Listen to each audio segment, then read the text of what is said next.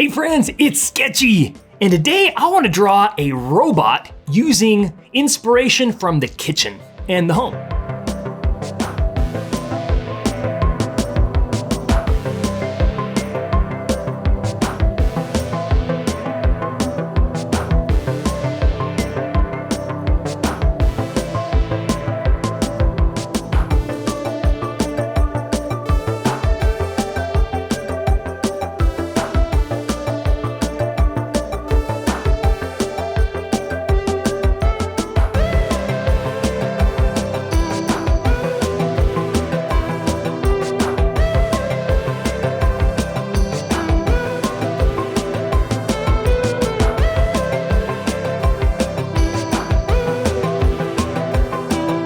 And now we've created a robot using simple kitchen appliances.